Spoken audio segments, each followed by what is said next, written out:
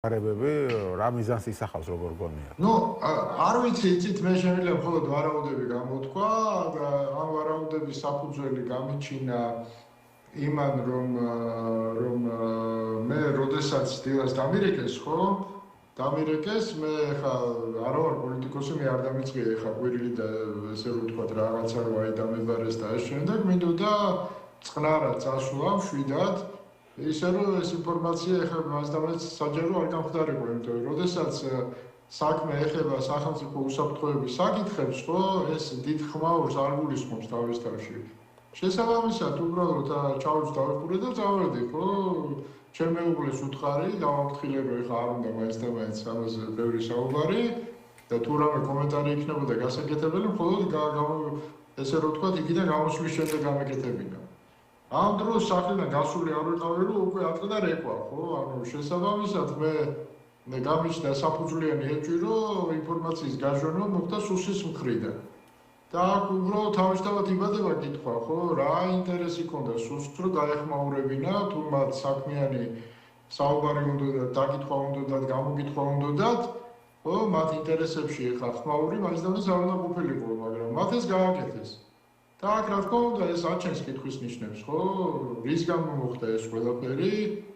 რა არის მიზანი საერთოდ ამ პროცესის, იმიტომ რომ ახალს მე გარდა იმისა, რაც თქვი, ნათქვამი მქონდა უკვე ვერაფერს ვერ ვიტყოდი, მე ხაზგასმით გუშინ, როდესაც ინტერვიუს ვაძლევდი, ემას იქ თქვი, რომ ჩემი ანალიზი ემყარება საჯარო სივრცეში გავრცელებულ ინფორმაციას. და რომელიც გამოიწვია ალბათ ყველაზე მეტად ეს ფრაზა რომ ტერაქტი ახსენეთ, ხო? ტერაქტს არ გამოურიცხავდა. ტერაქტი ვახსენე, ხა დღესაც აი მაგალითად დღეს გერმანიის ესე რომ ვთქვათ ტელეეთერებით მიმდინარეობს დიდი საუბარი, მათ შორის ნდობის ჯგუფის მხრიდან, რომ გერმანიაში მოსაოდნელია ტერაქტები, ხო? და ის რომ საფრთხე რისკები რეგიონში მთლიანად მე საქართველოს კონკრეტულად არ ვილაპარაკია, თუმცა ვთქვი რომ საქართველოში შესაძლებელია და სხვა ქვეყნებშიც სამწუხაროდ შესაძლებელია საქართველოს მოქალაქეებიც იქნა გამოყენებული იმ მარტივი მიზეზით რომ თვითონ ირანმა გამოაცხადა ხო ანუ ტერორიზმი როგორც ინსტრუმენტი ამ ომში და ხო დიდი ბოდიში 12 ქვეყანას რომ ბომბავენ დღეს იმ ქვეყნებს რომლებიც ომში არ მონაწილეობენ ხო ომში მონაწილეობას არ იღებენ ეს არ არის სისტემური ტერორიზმი ავრავადავარქვა მე ამას ხო როცა მძევლად აკყავს არა მხოლოდ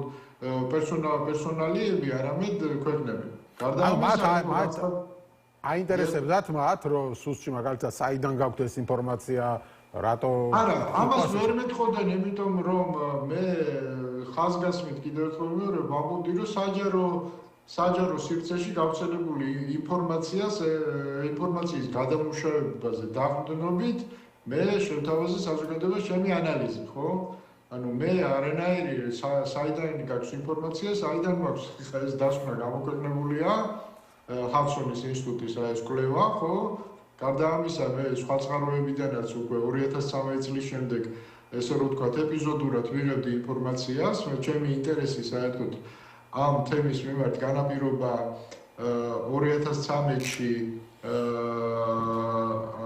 აზერბაიჯანში ჩემი ოფიციალური ვიზიტის დროს, როდესაც პრემიერ-მინისტრის მრჩეველი ვიყავი გამოთქმულ შეშფოთებას აზერბაიჯანის მხრიდან რომ როდესაც ჩვენ საზღვარს ვსვით ირანთან, ხო, ეს გარკვეულ პრობლემებს ქმნის, ხო?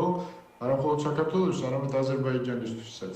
მე ხა დეტალებში არ შევალ ამ თემის, მაგრამ ამაზე იყო საუბარი და იქიდან დაწყებული მე რა თქმა უნდა ეპიზოდურად ვიღებ ინფორმაციას ამ თემასთან დაკავშირებით. მე არ გახლავართ ეხა უსაფრთხოების სპეციალისტი და ვერ ვიტყვი რომ ძალიან ღრმად ვიცნობ ამ თემებს, მაგრამ მას შემდეგ რაც დაიწყო ეხა ცხელი ომი, ხო, აქამდე შეიძლებოდა ეს რისკები იყო, რა თქმა უნდა, ყოველთვის იყო, მაგრამ ეს რისკები ატარებდა ესე რომ ვთქვათ, შედარებით შეზღუდულ ხასიათს, ხო, მაგრამ აი 10 ბალიანი შკალით რო ავიღოთ, სანამ ომი დაიწყებოდა, ამ ცოტა ხნის წინ, ხო, მანამდე თუ ეს რისკი იყო დაუშვათ 5 ბალიანი, დღეს ეს რისკები გახდა 8-9 ბალიანი, ხო? და შესაბამისად ეს არის სერიოზული თემა. მე საერთოდ მიმაჩნია რომ აი ეს სტრატეგია, უსაფრთხოების სტრატეგია, რაც ჩვენ ქვეყანას აქვს აღებული და რასაც ემსახურება მთელი ეს პროცესი, მე ვიტყოდი, ხო? და თავისთავში გულისხმობს იმას, რომ ჩვენ მტრებს, ანუ ოპონენტებს მოჩლეკილ ენაზე უნდა ვესაუბროთ, იმიტომ რომ ემანდ და ხელი შეიძლება შემოგვიბრუნონ და ეს ხდებოდეს თან იმ ფონზე, როდესაც მეგობრებს კდას და ცოცხალს უტრიალებთ დილიდან საღამომდე, ხო? ეს უსაფრთხოების სტრატეგია არის დამღუპველი სტრატეგია, რასაც უცილებლად მივყავართ იქამდე, რომ ჩვენ გავხდებით მტრების ლუკმა, ხო? იმიტომ რომ მტერი შენ აი ამ პოლიტიკას, ამ ესე რომ ვთქვათ, ლოიალობის გამოცხადებას ბრჭყალებში მტრისთვის კითხვის სისუსტეთ და კიდევ უფრო მაგრად გაწვება, ხო? და მეგობარს კიდე იმტერებ, ხო? შესაბამისად ეს სტრატეგია არის გზა, ესე რომ ვთქვათ, უფსკულისკენ. მეტი ასე გასაგებია, ბოლოს მინდა გკითხოთ, ამ ყველაფერიდან გამომდინარე, თქვენ რა შთაბეჭდილება დაგჭათ, მათ აინტერესებდათ ამ რისკების შეფასება, თუ უბრალოდ ამ ხალხის დაშინება უნდათ? რისკების შეფასება ნაკლებად აინტერესებდა. ანუ უფრო დაშინება უნდათ, ხო ამ ხალხის, ვინც ამ თემაზე კომენტარს აკეთებს? ხო, მე არ ამგონია, რომ ისინი ფიქრობდნენ, რომ მე პირადად შემაშინებდნენ, ხო? მაგრამ თვითონ ეს პრეცედენტები, როდესაც ვიღაცებს იბარებ დაკითხვაზე, ხო? და თან ამას შენ თვითონ აპიარებ. მე კიდევ ერთხელ ვიმეორებ, მე კონფიდენციალურად მინდოდა რომ ამ პროცესს ჩაევლო, ხო? როდესაც შენ ამას აპიარებ, ესე იგი შენ საზოგადოებაზე ზემოქმედება გინდა, ხო? რომ საზოგადოებამ დაინახოს, რომ მე დაკითხვაზე მიმიყვანეს და რაღაცა ხდება. ამის ესე იგი ეს ეჭვი ჩდება, ხო?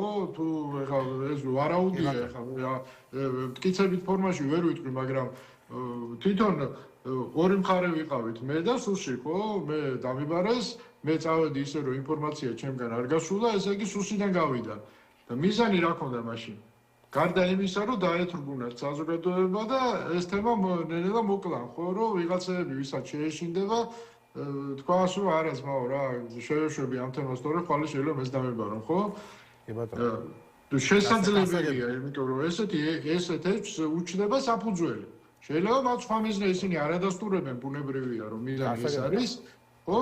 ეხლა თვითონ მე იმ ადამიანებთან, ვისაც ვესაუბრე, არანაირი ის არა, აბსოლუტურად კონსტრუქციული, მათ რასაც აკეთებენ შეიძლება წამთ კიდევაც, მაგრამ მე კიდევ ერთხელ ვამბობ, რომ მე ეს სტრატეგია, ხო, თავის მიწაში ჩარგვის და ვითომ არაფერი არ ხდება და ასე შემდეგ მიმაჩნია დამღუპველად თქვენ. გასაგებია, მადლობა დიდი ბატონო.